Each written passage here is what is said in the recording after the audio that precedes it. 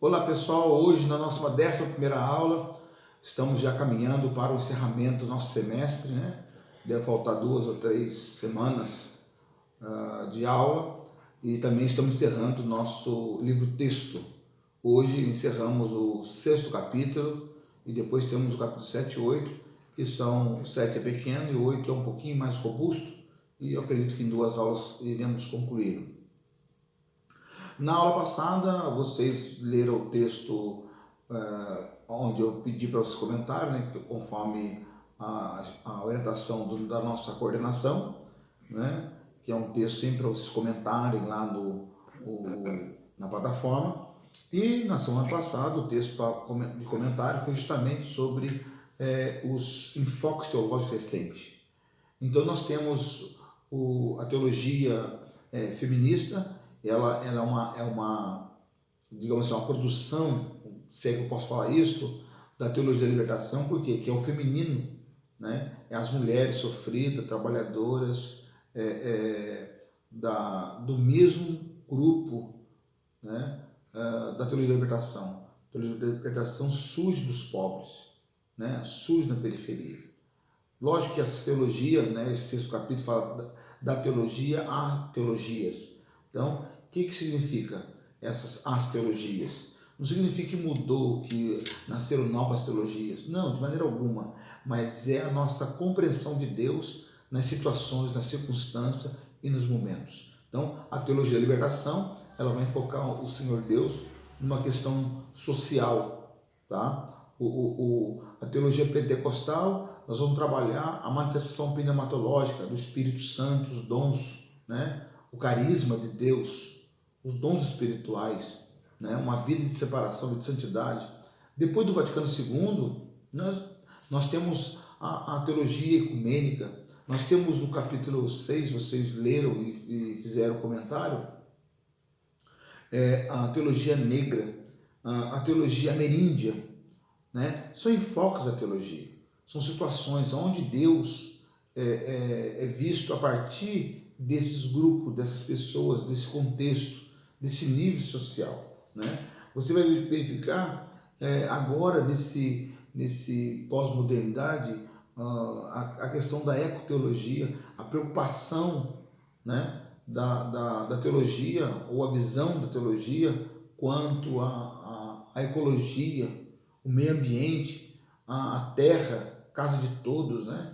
Um documento produzido pelo Papa Francisco falando sobre a terra, né? Então, nós temos aqui uma série de focos, né? Ou de enfoques da teologia, tá? Nós, pentecostais, por exemplo, temos muita dificuldade de compreender essas vertentes. Por que nós temos dificuldade? Porque nós somos estruturados, fomos educados, fomos formatados dentro da visão pentecostal e separados de tudo.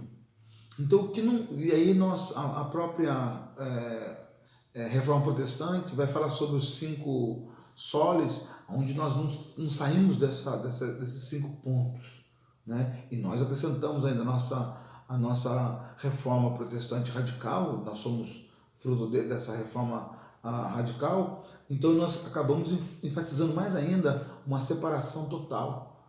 E aí acabamos construindo muralhas ao nosso entorno.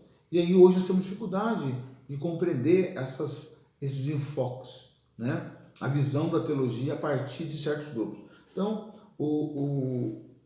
na página número 258 do nosso livro-texto, Libânio e Murá fala sobre a ecoteologia.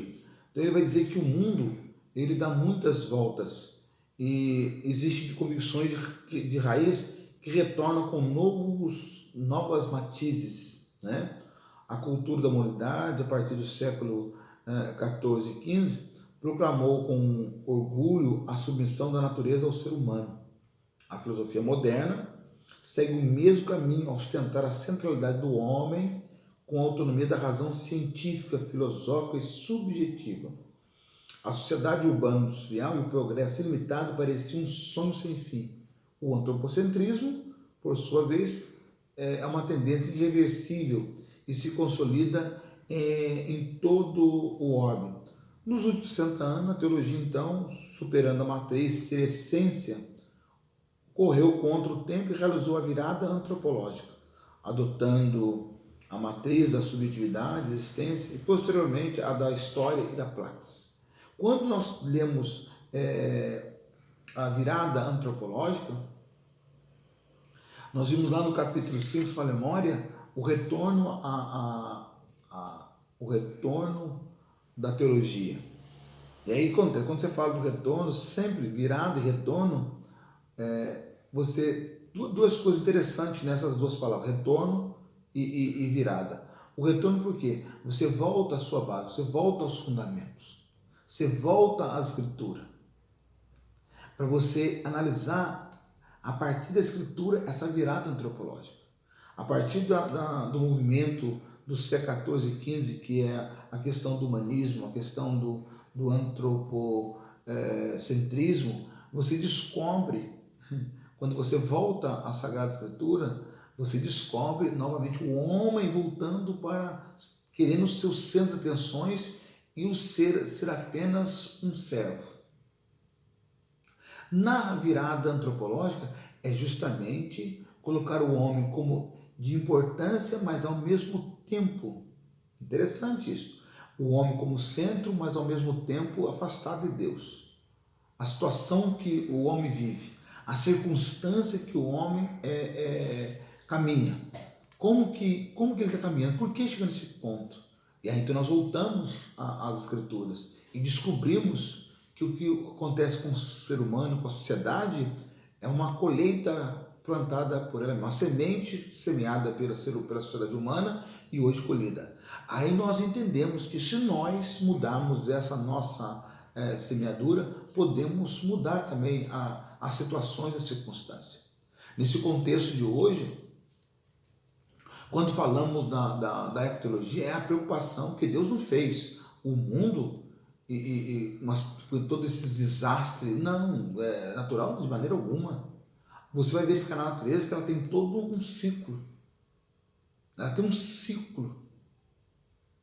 Os dinossauros tiveram o seu tempo, sendo dizimados pela própria natureza. Muitas questões, muitas situações, a própria natureza se incumbe de dizimar, de eliminar.